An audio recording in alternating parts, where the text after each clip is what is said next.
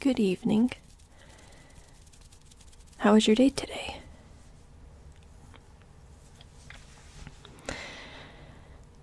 Oh, you went to go visit Cairo.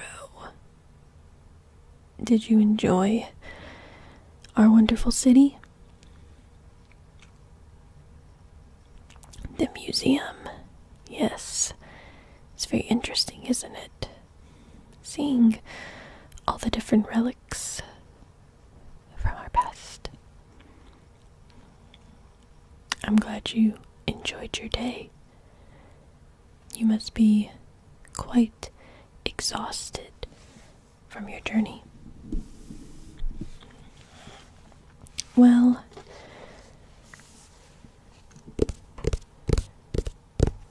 how about we read some more stories?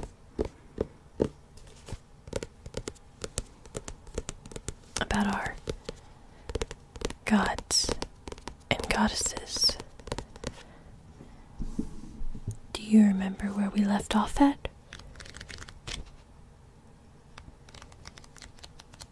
That's right. Anubis.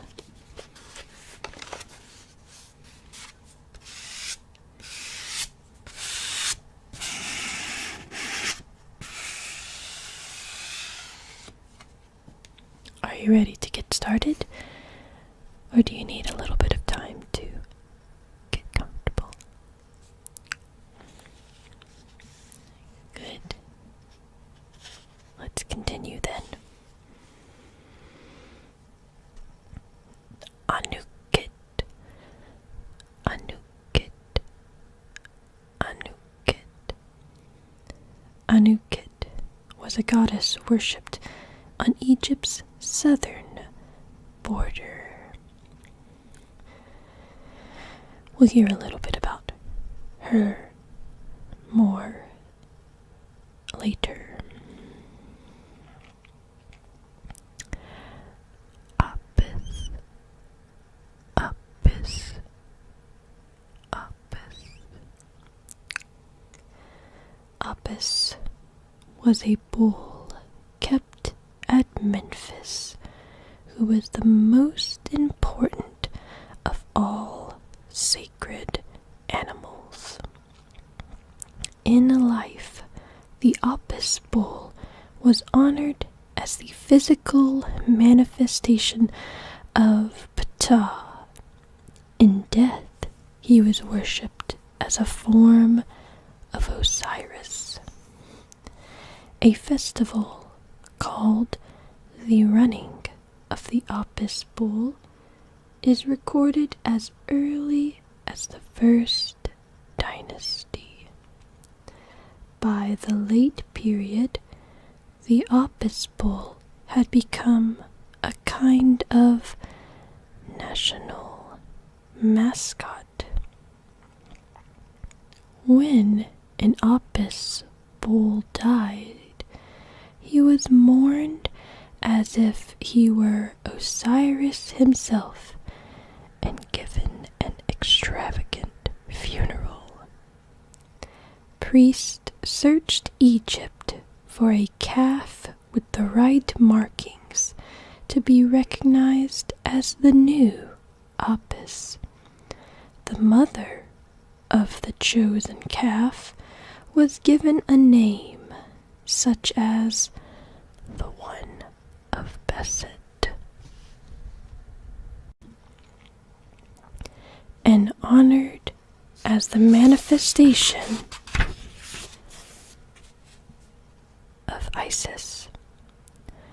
The new bull was crowned at full moon by the high priest of Buddha.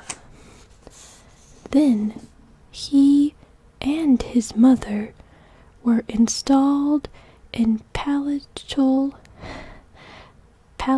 quarters in the grounds of the temple of Buddha. The actions of the Apis bull were carefully watched because they were believed to predict the future. The Apis bull came to be closely linked to the myth of the repeated death and regeneration of Osiris.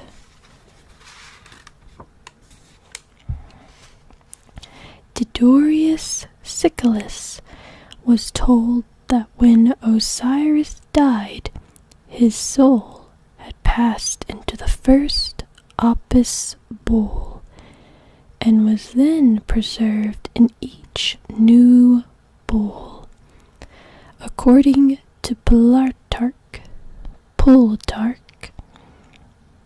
each Apis bull was believed to be miraculously generated by the light of the moon.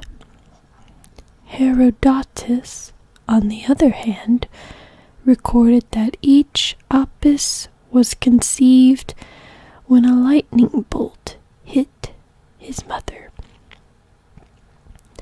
Herodotus also related that an Apis bull of the 6th century BCE was stabbed to death by the invading Persian king Cambyses. The king is said to have been driven mad as a punishment for this sacrilegious act. Plutarch also referred to a legend about the slaughter of the Apis bull by Cambyses. He says that after the bull was killed, its corpse was thrown out of the temple. No carrion eaters would come near the holy animal, except dogs. By devouring the body of the Apis bull, dogs lost their place of honor in Egyptian religion and became unclean animals.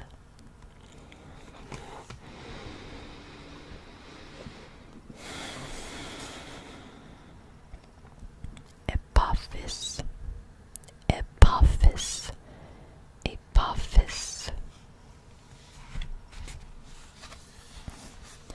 Apophis was the most dangerous of the chaos monsters, who constantly threatened the divine order. He was sometimes described as a huge crocodile, but was usually shown as a giant snake. Every night, Apophis attacked the boat of the sun god as it passed through the underworld. He was beaten back and slaughtered, but however many times he was killed, he always came back to life again.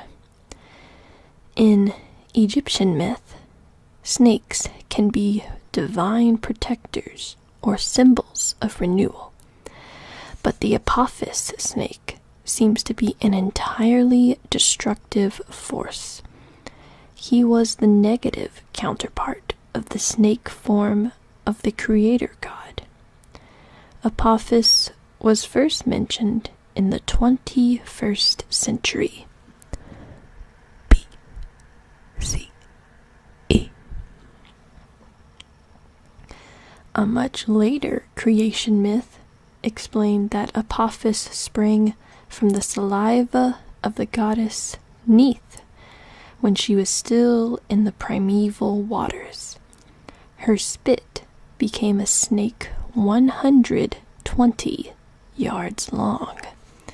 He was the great rebel, the evil one, who led the forces of chaos against the sun god, Ra.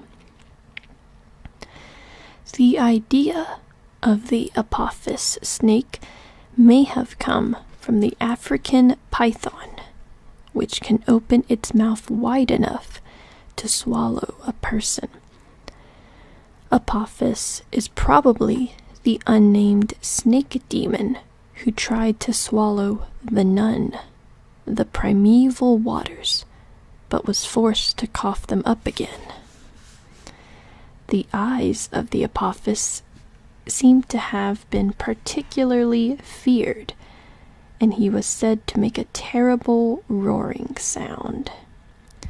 The movement of his body could cause earthquakes, and he was associated with the hidden sandbanks that were a danger to boats on the Nile. It has been suggested that a combination of the snake and crocodile forms of Apophis may be the origin of the dragons of medieval legend. In Egyptian accounts of the nightly journey of the sun through the underworld, Apophis usually attacks in the 7th and the 12th hours of the night. Powerful deities stand in the prow of the solar bark to protect the sun god against Apophis. Seth, the strongest of the gods, can be shown clubbing or spearing the Apophis snake. The fight between Seth and Apophis has sometimes been interpreted as a myth to explain thunderstorms. Another myth, of which no detailed version survives, told how the great tomcat, a form of Ra,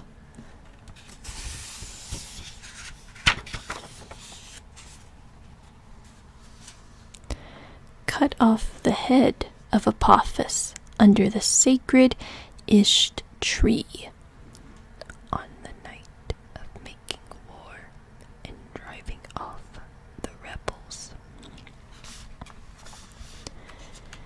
The spirits of the dead were expected to join in the struggle against Apophis, and rituals were performed in temples to ensure his defeat. In the book of overthrowing Apophis, the most terrifying deities in the Egyptian pantheon were evoked to combat the chaos serpent and destroy all aspects of his being, such as his body, his name, his shadow, and his magic. Priests acted out this unending war by drawing pictures or making models of Apophis. These were cursed and then destroyed by stabbing, trampling, and burning.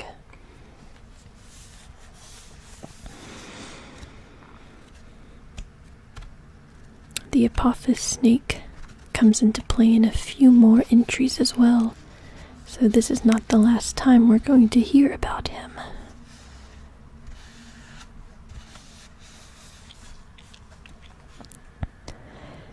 Ash. Ash. Ash. Ash was the god of the western desert and its oases, later identified with Seth.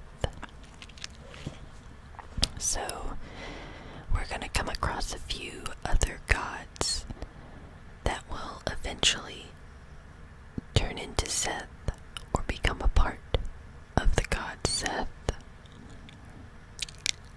Let's continue. Astarte. Astarte.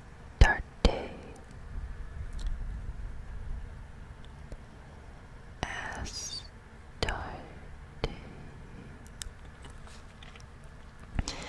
Astarte was a Near Eastern war goddess who was introduced into Egypt during the Second Intermediate Period.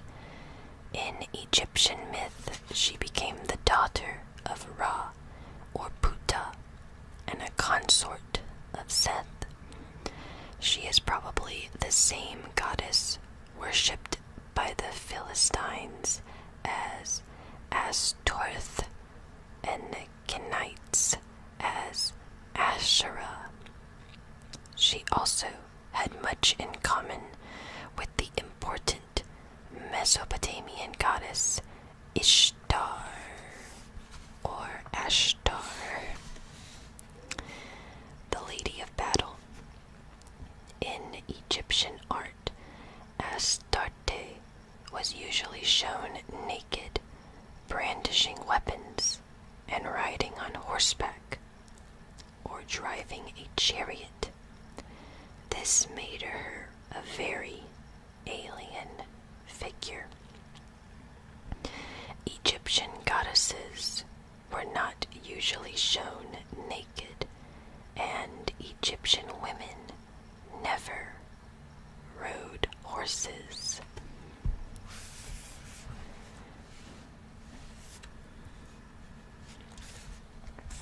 The lion was one of Astarte's sacred animals, and Astarte was sometimes given a lion's head. This identified her with the Eye of the Sun, the solar lioness who protected her father Ra. Like other goddesses who play this role, Astarte could also appear as a beautiful, seductive woman. In a New Kingdom story, Seth is offered the goddesses Astarte and Anat as compensation for losing the throne to Horus. A spell refers to Astarte and Anat's becoming pregnant but not giving birth, possibly because of Seth's association with abortion. Astarte is also linked with Seth and a fragmentary New Kingdom tale known as Astarte and the Sea. This story is very similar to a myth from Urukit in northern Syria, in which the god Baal overcomes the sea monster Yam. The tale begins with an account of the separation of the earth and sky and the creation of the world. The rule of the creator is challenged by Yam, the sea, who embodies the chaotic aspect of the primeval ocean. Yam demands the tribute due to an overlord.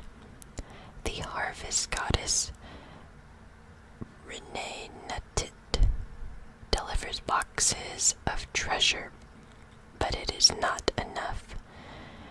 Renenutit sends a bird messenger to Astarte's house to wake the goddess and tell her to take more tribute to Yam. Astarte weeps at the message, but she goes to the shore and sings and dances to attract the sea monster. Yam then wants her for his bride. Astarte is welcomed by the Aeneid, who give up some of their most precious possessions to form her dowry. Yam threatens to flood the whole earth if he does not get what he wants. When Yam comes to collect the treasure, he is challenged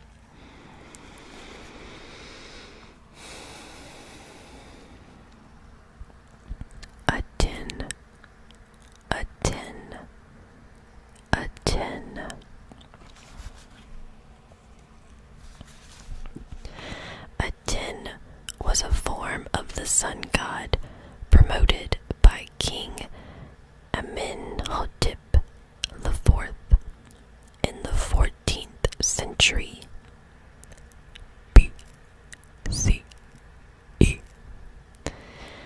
This king changed his name to Akhenaten, which probably means one effective on behalf of Aten. He built huge roofless temples to Aten, at first in Thebes and then in a new capital city, Akhenaten, horizon of Aten. Aten was shown as a disk or sphere with rays ending in human hands, holding the symbol of life. In Akhenaten, which is modern Tel El Amarna, Aten was worshipped as the sole god without equal. He was the god of light who had made the world and sustained it every day. Surviving hymns to Aten stress his role as benevolent creator. There is no long sequence of events leading up to creation. Aten is simply said to have made everything according to his heart when he was alone. This act of creation was renewed every morning at sunrise. The hymns list the creatures given life by Aten in loving detail. The flowers live because of your rays. The seeds sprout from the soil when you shine. Refreshed by your sight, all flocks of animals frisk. Birds in the nest fly up joyfully, beating their wings in praise of the living Aten, their creator. It is emphasized that Aten created all the foreign countries and their peoples, not just Egypt and the Egyptians. The only category of beings who are missing are the numerous gods and goddesses who would come first in more traditional accounts of creation. The worship of Aten as the solar disk had been prominent from the beginning of the New Kingdom. In the early years of Akhenaten's reign, Aten was identified with various manifestations of the creator sun god, such as Ra, Horakati, and Shu. Later, these references to other deities were purged, and Aten was redefined as the light which comes from the solar disk. This could not really be depicted, so the disk and rays image of Aten may be no more than an elaborate hieroglyph writing of the god's name. The rays only hold out life to the king and the female members of the royal family.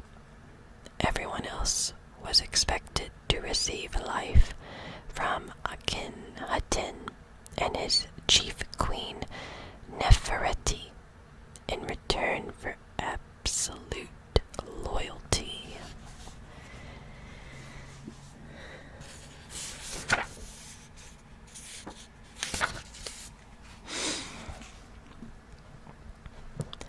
The worship of the most popular creator god, Amun-Ra was banned, and the cults of the other deities were neglected or ignored. Aten tried to abolish most of the complex mythology that had grown up around the solar cycle. There was to be no nightly struggle against the forces of chaos. Akhenaten's theology produced no explanation for the presence of evil or sorrow in the world. When the Aten was absent at night, all creatures sleep as though dead. The actual dead were no longer thought to pass into another world. They could only expect to spend eternity adoring Aten in his temples, woken every morning by his light. Akhenaten's ideas never seemed to have gained popular acceptance. A few years after his death, his policies were reversed. Amun-Ra became the chief deity of the state again, and Aten went back to being an aspect of the sun god. Speculation continued, however, about whether all deities were simply transient manifestations of the one creator.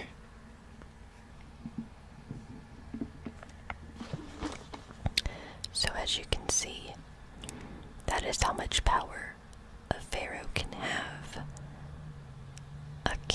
Aten wanted a different god in control of the sun than Amun-Ra, or as we just know him, Ra is how we typically refer to him.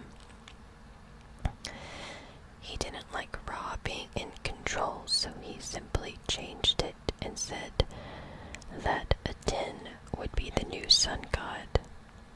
And he was able to do that because a pharaoh is considered to be the human form of the sun god.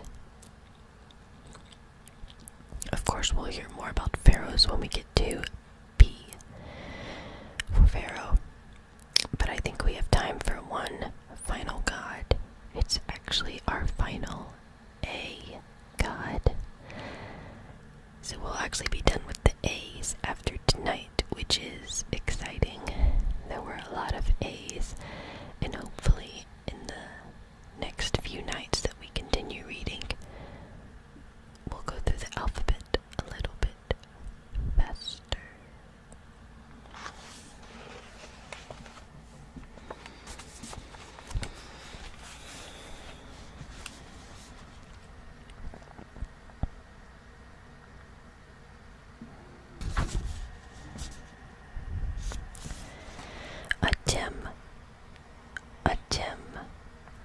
Atum. Sounds pretty close to Aten, doesn't it? Aten and Atum. Atum and Aten.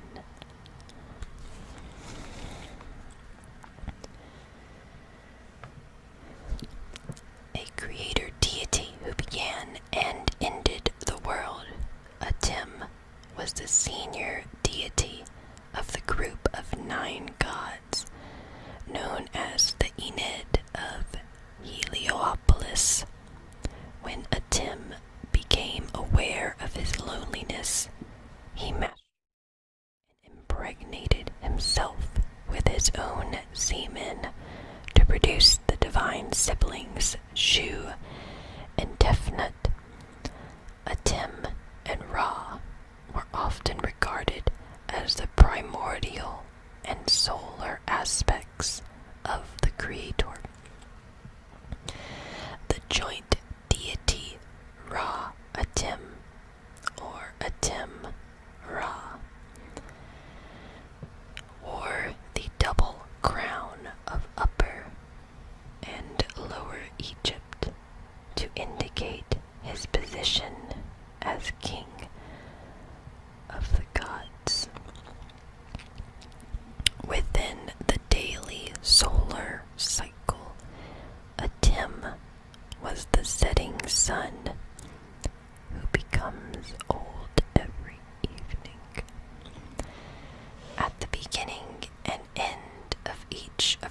different cycles of existence. Atum took the form in the primeval waters as a snake or an eel. Atum and the Apophis servant have been interpreted by some Egyptologists as the positive and negative forces within chaos. The name Atum comes from a word meaning completeness or totality. The potential for all life was contained within Atum. When the primeval mound came into existence, Atum had a place to begin creation. He conceived and gave birth to the first two-gendered deities as the father and mother of the gods. Atum was the ultimate divine and royal ancestor.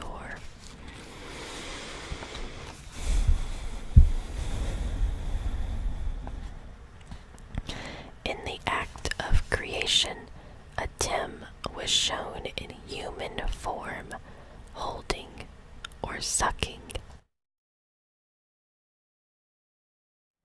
From the New Kingdom onward, the hand of Atum was personified as a goddess, usually Hathor, Nebet, Hetibet, or Isiwas.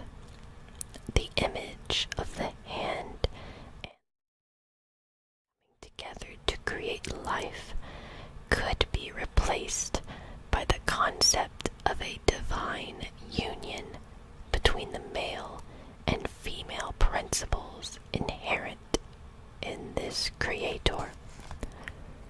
The hand of Atum is also mentioned in magical text as a powerful talisman to drive away evil. In Egyptian symbolism, beings and images often had dual, sexual, and apotropic meanings.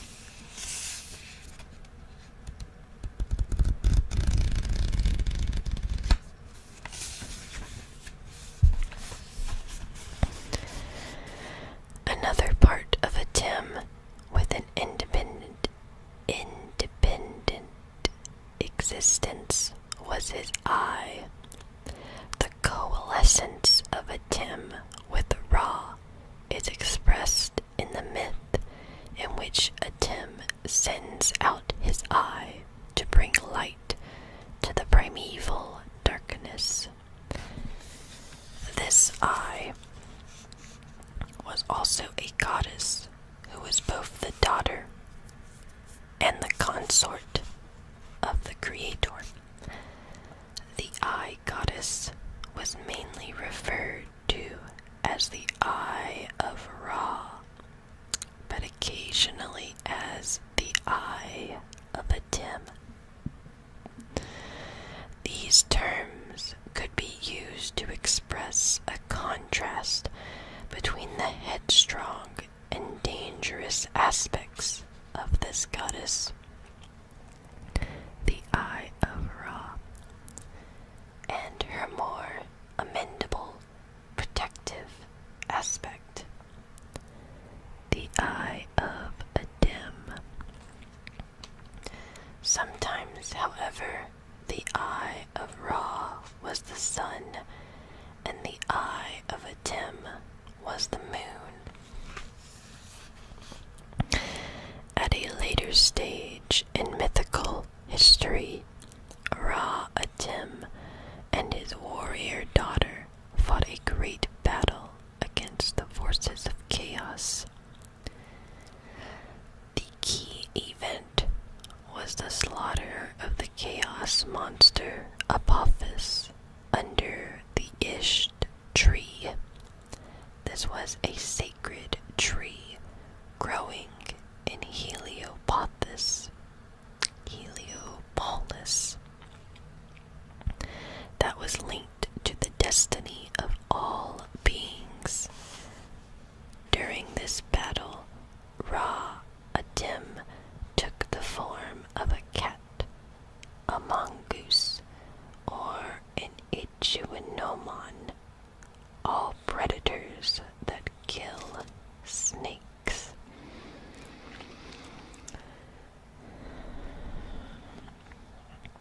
In solar mythology, Atum was often paired with a Khepri. They were complementary opposites, the setting and rising sun. In some underworld books, Atum is shown as an elderly man leaning on a stick. This is a rare phenomenon in Egyptian art,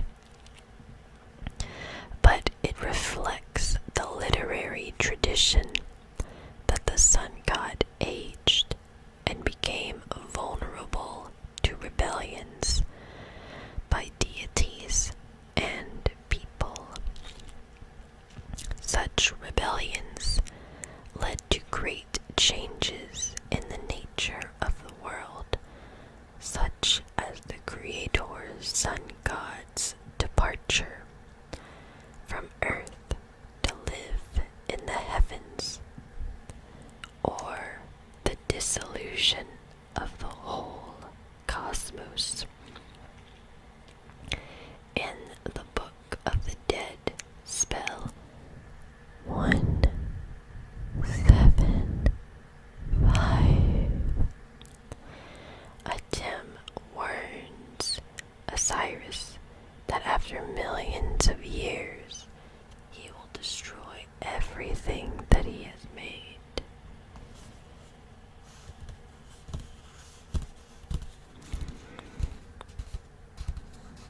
We're gonna go ahead and stop here for tonight. Let me go ahead and mark this so we don't lose our spot.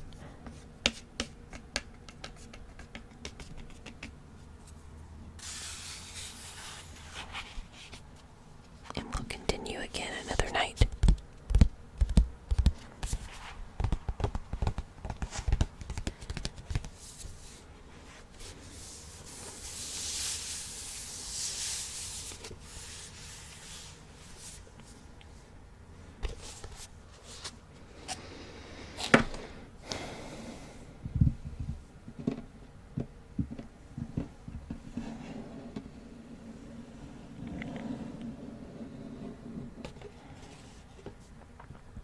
Perhaps you should go see the pyramids tomorrow in Giza. It's not too far from Cairo.